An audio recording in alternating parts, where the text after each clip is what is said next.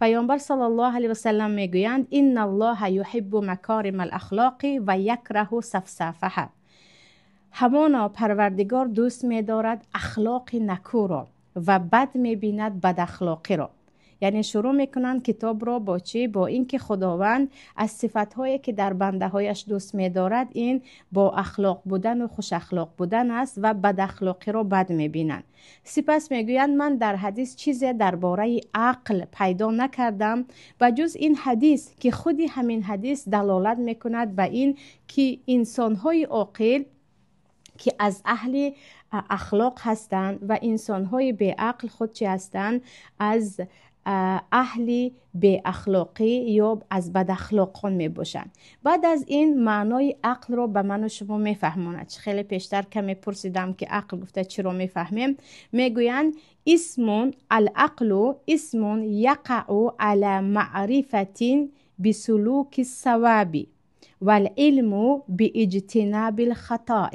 میگن عقل چیزی هست که با آن شما راه راست را میشناسید و علمی هست که از خطا خود را باز می‌دارید. یعنی عقل وقتی ما میگویم یک انسان عاقل است او راه درست و راه خطا را جدا کرده میتواند. عقل گفته اسمی را یا چیزی را میگویند که با آن انسان از خطاگی خودش را برکنار میکند و به کارهای خوب با آن دست میزند. بعد از این میگویند وقتی از ابن مبارک از تابعین مشهور پرسیده شد که ما خیر ما اعطی الرجل، بهترین چیزی که به مرد پروردگار میدهد یعنی بهترین هدیه چی هست؟ ایشان گفتند عقل بالا. عقل بالا. بعد از آن اگر عقل بالا نداده باشد چی؟ گفتند آداب خوب. اگر آداب اخلاق یعنی بعد از آداب خوب چی؟ گفتن یک دوستی که او را نصیحت کند و مصلحتگرش باشد. گفتن اگر یک دوستی نباشد چی؟ گفتن در این وقت سکوت، خاموشی.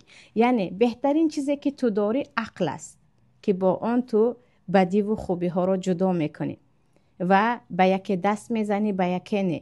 دویومش اگر به این درجه نرسیده باشی یا این گونه چیز در تو نباشد آداب خوب است. اگر این نداشته باشی آداب خوب هم حداقل یک نفری که تو را نصیحت کرده است این هم اگر نباشد صمتون طویل، خاموشی.